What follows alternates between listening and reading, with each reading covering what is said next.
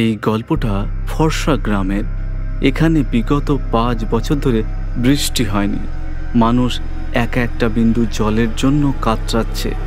ফর্সা গ্রামের নদী, পুকুর আর কুয়ো শুকিয়ে গেছে, কিন্তু গ্রামের মাঝখানে একটা কুয়ো এমন আছে যেটা জলে ভরে আছে। কিন্তু এই কুয়ো থেকে কেউ জল নিতে পারবে না, কারণ এই কুয়োটা ভূত আর পেতনির দখলে আছে। গ্রামবাসী ওই কুয়োর কাছে গিয়ে সাহস করে ভূতের কাছে প্রার্থনা করল। হে কুয়োর ভূত, হে পেতনি, আমরা তোমাদের সাথে কথা বলতে এসেছি, দয়া করে আমাদের দেখা দাও। পেতনি আর ভূত কুয়ো থেকে বেরিয়ে ওপরে উঠে গেল। গ্রামবাসী পেতনি আর ভূতকে দেখে ভয় পেল, কিন্তু তাও ভয় লুকিয়ে ওদের সাথে কথা বলল। সারা গ্রাম জলের খোঁজে হন্যে হয়ে ঘুরছে, পশু পাখি তেষ্টায় মরে গেছে, এবার হলো মানুষের পালা। তাতে আমরা কি করতে পারি? গ্রামে 5 বছর ধরে বৃষ্টি হয়নি, এর মানে তোমরা সবাই পাপী। গ্রামবাসীদের উপর দয়া করে আমাদের এই কুয়ো থেকে জল নিতে দাও। জল নিতে আমরা কবে বারণ করেছি, কিন্তু তার দাম দিতে হবে। গ্রামে যে কোনো একজনকে কুয়োতে ফেলে দিতে হবে। আমরা ওর মাংস খেয়ে রক্ত চুষে তোমাদের জল ভরতে দেব। যদি রাজি থাকো তাহলে কথা এগো, নইলে এইখান থেকে চলে যাও। গ্রামবাসী ভূতের সাথে কথা শুনে হতাশ হয়ে নিজের বাড়ি ফিরে গেল। ভূত আর পেতনি কুয়ো পাহারা দিতে লাগলো। গ্রামবাসী তান্ত্রিক বাবার সাথে দেখা করে নিজের সমস্যা বলল। তান্ত্রিক নিজের সিদ্ধির জিনিসপত্র নিয়ে ভুতুড়িয়ে কুয়োর কাছে এলো। কুয়োর পাথরে ভূত জলের দামের লিস্ট লিখে দিয়েছে।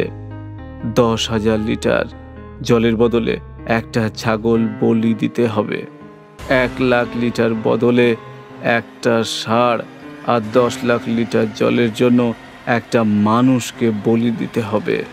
তান্ত্রিক বাবা সেখানকার মাটি উঠিয়ে মন্ত্র পড়ে সেখানে কুয়োতে ফেলে দিল। ভূত আর পেতনিরা হাসতে হাসতে কুয়ো থেকে বাইরে বেরিয়ে এলো। আচ্ছা, তাহলে গ্রামবাসী তোমাকে নিয়ে এসেছে তান্ত্রিক?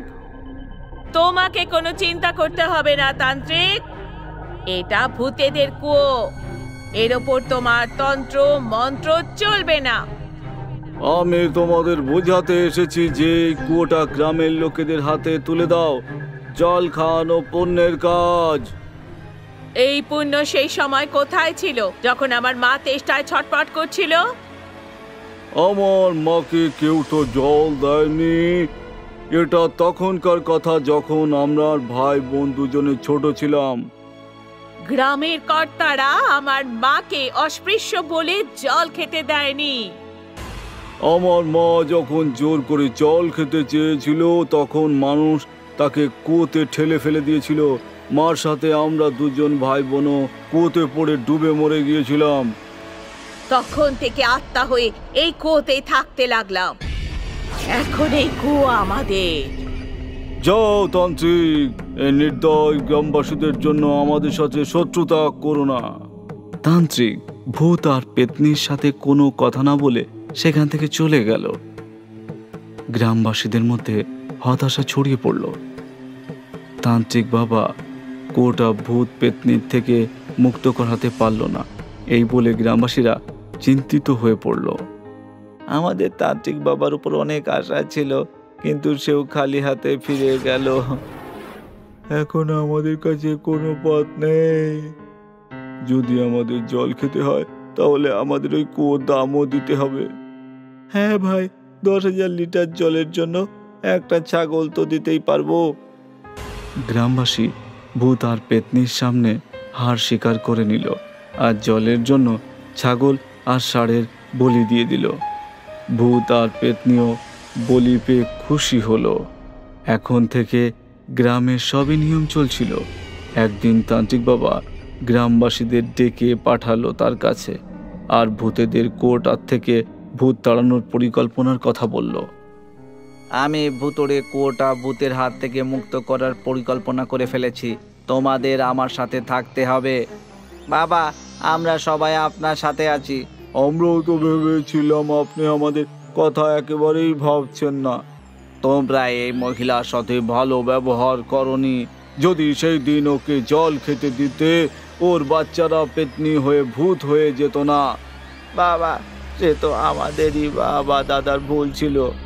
যখন কোনো ভূত আমাদের বিরক্ত করে, তখন আমাদের তার থেকে রক্ষা পাওয়ার জন্য যে কোনোভাবে উপায় বের করতে হয়। কিন্তু এই কথা কখনো ভাবিনি না, এই ভূত যখন মানুষ ছিল তখন তার সাথে আমরা কি কি অত্যাচার করেছিলাম। বাবা, আমরা গ্রামবাসীরা অনেকবার ভূত আর পেতনির কাছে ক্ষমা চেয়েছি, কিন্তু ওরা ক্ষমাই করেনি। ঠিক আছে, এখন ক্ষমা চাওয়ার সময় নেই। আমার কথা মন দিয়ে শোনো। ওই কুয়োটাকে পেতনি আর ভূতের থেকে মুক্ত করতে হবে। তার জন্য আমাকে কুয়োর ভেতরে বসে জল সমাধি করতে হবে। বাবা, তাতে কি হবে? ওই ভূতদের বাইরে বের করতে আমাকে কুয়োর ভেতরে যেতে হবে। তান্ত্রিক বাবা পরিকল্পনা মাফিক কুয়োর তলায় পৌঁছানোর জন্য গ্রামবাসীদের সাহায্যে একটা সুড়ঙ্গ বানালো, যেটা রাস্তার ওই পার থেকে সোজা কুয়োর ভেতরে পৌঁছাবে। তান্ত্রিক বাবা ওই সুড়ঙ্গ দিয়ে কুয়োর তলায় পৌঁছে সমাধিতে বসলো। নিজের তন্ত্র মন্ত্রের সিদ্ধি দিয়ে পেতনি আর ভূতের শক্তি ক্ষয় একেবারে করে দিল। পেতনি আর ভূত বাধ্য হয়ে কুয়ো থেকে বেরিয়ে এলো। তান্ত্রিক বাবাও কুয়ো থেকে বেরিয়ে এলো। তান্ত্রিক, তুমি আমাদের শক্তিহীন করে দিয়েছো। তুমি চালাকি করে কুয়োর নিচে পৌঁছে আমাদের বাইরে বের করে আসতে বাধ্য করে দিয়েছো। তোমরাও তো গ্রামবাসীকে এক এক ফোঁটা জলের জন্য কাঁদিয়েছো। আমরা এই কুয়ো ছেড়ে অন্য কোথাও চলে যাব। এখন তো এই কুয়ো থেকে গ্রামবাসী জল নিতে পারবে। আমরা তোমাদের কোথাও যেতে দেব না, এখানেই পুড়িয়ে ছাই করে দেব। না তান্ত্রিক, তুমি আমাদের পোড়াবে না। আমরা আর কাউকে বিরক্ত করব না। তান্ত্রিক, পেতনি আর ভূত কারোই কথা শুনল না। দুজনকে পুড়িয়ে ছাই করে দিল আর নিজের মন্ত্র পড়ে কুয়োর জলকে শুদ্ধ আর পবিত্র করে কুয়োটা গ্রামবাসীকে সমর্পিত করে দিল। গ্রামবাসী তান্ত্রিক বাবাকে ধন্যবাদ দিয়ে ওনার কৃতজ্ঞতা স্বীকার করল। এইভাবে গ্রামবাসীরা নতুন জীবন ফিরে পেল।